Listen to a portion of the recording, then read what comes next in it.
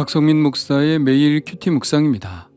사도행전 13장 32절로 43절입니다.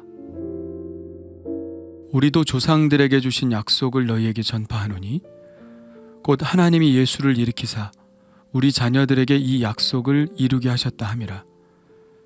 시편 둘째 편에 기록한 바와 같이 너는 내 아들이라 오늘 너를 낳았다 하셨고, 또 하나님께서 죽은 자 가운데서 그를 일으키사 다시 썩음을 당하지 않게 하실 것을 가르쳐 이르시되 내가 다윗의 거룩하고 미쁜 은사를 너희에게 주리라 하셨으며, 또 다른 시편에 일렀으되 주의 거룩한 자로 썩음을 당하지 않게 하시리라 하셨느니라. 다윗은 당시에 하나님의 뜻을 따라 섬기다가 잠들어 그 조상들과 함께 묻혀 썩음을 당하였으되 하나님께서 살리신 이는 썩음을 당하지 아니하였나니, 그러므로 형제들아 너희가 알 것은 이 사람을 힘입어 죄사함을 너희에게 전하는 이것이며, 또 모세의 율법으로 너희가 의롭다 하심을 얻지 못하던 모든 일에도 이 사람을 힘입어 믿는 자마다 의롭다 하심을 얻는 이것이라. 그런즉 너희는 선지자들을 통하여 말씀하신 것이 너희에게 미칠까 삼가라. 일렀으되 보라, 멸시하는 사람들아 너희는 놀라고 멸망하라. 내가 너희 때를 당하여 한 일을 행할 것이니 사람이 너희에게 일러줄지라도 도무지 믿지 못할 일이라 하였느니라 하니라. 그들이 나갈새 사람들이 청하되 다음 안식일에도 이 말씀을 하라 하더라. 회당의 모임이 끝난 후에 유대인과 유대교에 입교한 경건한 사람들이 많이 바울과 바나바를 따르니 두 사도가 더불어 말하고 항상 하나님의 은혜 가운데 있으라 권하니라. 아멘. 바울의 복음 선포는 계속됩니다. 바울이 선포하는 복음은 전혀 새로운 것이 아닙니다. 이미 그들도 다 알고 있는 바 조상들에게 주신 약속을 전파하는 것뿐입니다. 그런데 지금 바울이 선포하는 복음은 단지 조상들에게 주신 약속만을 전파하는 것은 아니죠. 그 약속이 지금 성취되었다는 것을 증거하고 있는 것입니다. 조상들에게 약속했던 구약 성경에 나온 그 약속이 성취되었습니다. 어떻게 그것을 아느냐고요? 그 약속이 성취되었다는 확실한 증거가 나타났기 때문이죠. 그것이 무엇일까요? 바로 예수님의 부활입니다. 33절에 이렇게 말하고 있죠. 곧 하나님이 예수를 일으키사 우리 자녀들에게 이 약속을 이루게 하셨다 함이라. 예수님의 부활은 예수님이 구원자 그리스도이시라는 것을 증명하는 것이기에 하나님께서 메시아를 우리에게 보내주시겠다고 약속하신 그 약속이 성취된 사건인 것이죠. 바울은 예수님의 부활을 시편 2편의 예언과 연결시키고 있는데요. 시편 2편에 하나님께서 그리스도에게 이렇게 말씀하시는 예언이 나옵니다. 너는 내 아들이라 오늘 너를 낳았다. 이 시편은 신약 성경에서 가장 많이 인용되는 구약의 말씀이죠. 이 말씀은 쉽게 말해 하나님께서 예수님께 하시는 말씀이라고 보면 됩니다. 예수님은 부활하시고 승천하셔서 하나님 보좌 우편에 앉으심으로 하나님의 아들 그리스도로 인정되셨습니다. 하나님은 보좌 우편에 계신 예수님께 이렇게 말씀하시는 것이죠. 너는 내 아들이라 오늘 너를 낳았다. 그리고 다윗은 그 장면을 미리 보고 시편에 예언을 한 것이고요. 이처럼 부활과 승천은 예수님이 하나님의 아들 그리스도로 인정된 사건입니다. 하나님의 아들 그리스도, 이것 어디서 많이 들어본 말 아닌가요? 베드로가 한 말이죠. 예수님께서 너희는 나를 누구라 하느냐고 물어보셨을 때 베드로는 이 대답을 합니다. 주는 그리스도시요 살아계신 하나님의 아들이시니이다. 베드로는 예수님을 하나님의 아들이라고 고백하고 있죠. 그때 예수님께서 이렇게 말씀하셨습니다. 이를 내게 알게 하니는 혈육이 아니요 하늘에 계신 내 아버지시니라. 이때는 예수님이 부활하시기도 전인데 베드로는 이 사실을 어떻게 알았을까요? 사람의 생각으로는 알 수 없는 것이죠.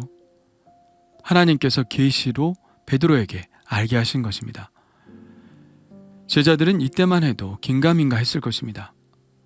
그러다가 예수님께서 부활하시고 승천하시는 모습을 보고 아, 예수님이 정말 하나님의 아들 그리스도셨구나 하는 고백을 하게 되었겠죠. 그러니 그들은 이 소식을 전하지 않을 수 없었을 겁니다. 하나님께서 조상들에게 하신 이 약속을 하나님이 예수님을 통하여 성취하셨다는 사실, 이것을 전하지 않을 수 없었죠. 바울은 구약 성경에서 두 가지 말씀을 더 인용하면서 예수님의 그리스도 되심을 증거하고 있는데요. 그 중에 하나는 시편 16편 10절의 말씀입니다. 35절에 이렇게 말씀하고 있죠. 또 다른 시편에 일렀으되 주의 거룩한 자로 썩음을 당하지 않게 하시리라 하셨느니라. 이것 또한 다윗의 시편입니다. 이 구절은 유대인 랍비들에게 매우 미스테리한 구절이었습니다. 사람이 죽으면 그 몸이 썩음을 당하는 것이 당연한데 거룩한 자로 썩음을 당하지 않게 한다는 것이 도대체 무슨 뜻인가 하는 것이죠.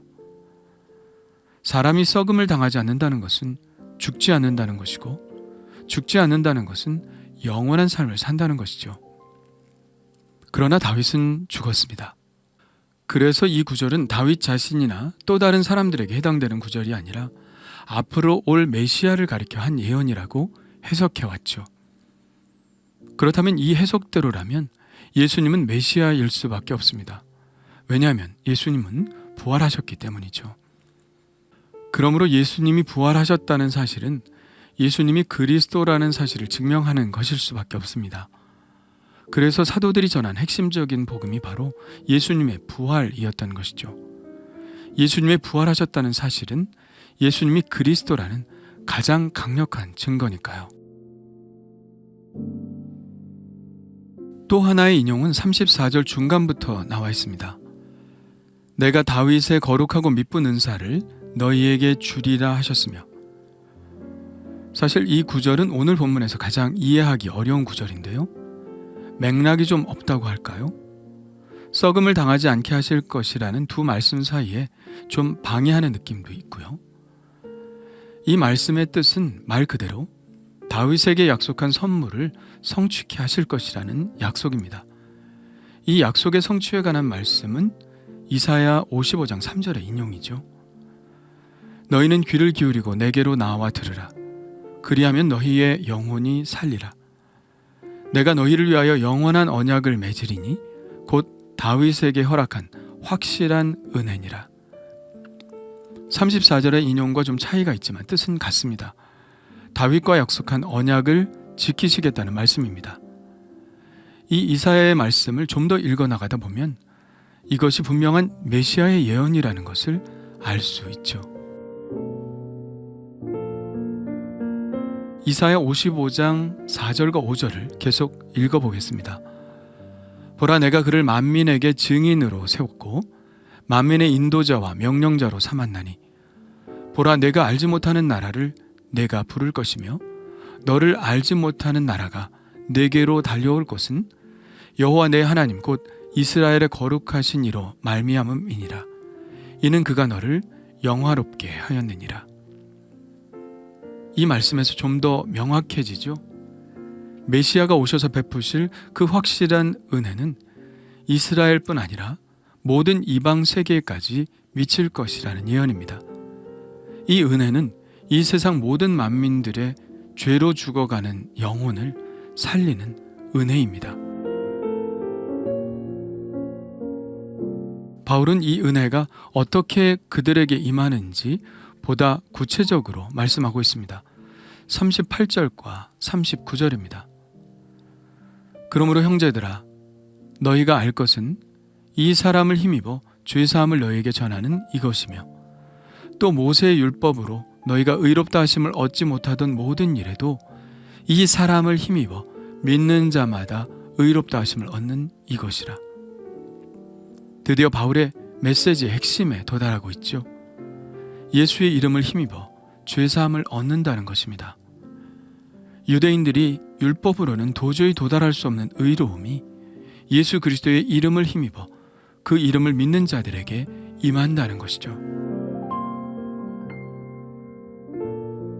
율법이 아니라 예수 그리스도를 믿는 믿음으로 의롭다 하심을 얻는다는 이 말씀이야말로 유대인들과 이방인들이 차별이 없이 받아들일 수 있는 복음이죠.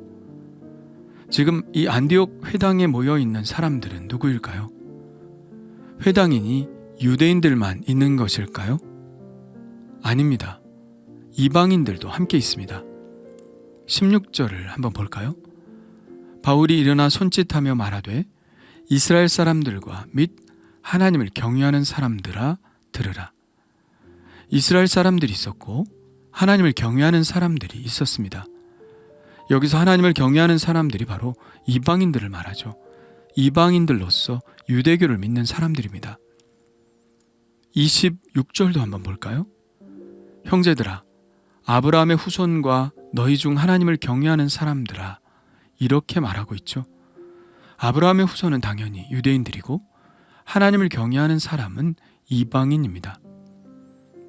그리고 결정적으로 43절이 분명히 말해주고 있는데요. 회당의 모임이 끝난 후에 유대인과 유대교에 입교한 경건한 사람들이 많이 바울과 바나바를 따르니, 그러니까 바울은 두 그룹의 회중을 바라보며 유대인이나 헬라인 모두가 받을 수 있는 이 복음을 전하고 있는 것입니다. 방금 읽은 말씀대로 사람들은 바울의 이 설교에 큰 감흥을 받았습니다. 그래서 다음 안식일에도 이 말씀을 전해달라고 하죠.